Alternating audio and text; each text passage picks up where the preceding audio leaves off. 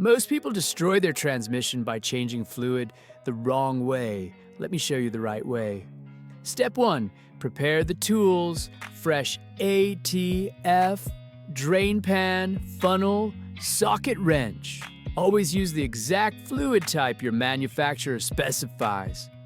Mixing ATF is like mixing vodka and milk. Disaster guaranteed. Place the pan under the transmission, remove the drain plug, and let the old fluid drain out. Pour in the exact amount you drained.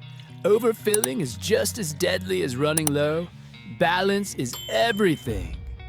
Replace the filter, clean the pan, and install a new gasket. Skipping the filter change is like showering without soap. Do it right.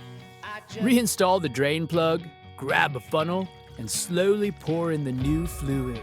This step separates pros from amateurs.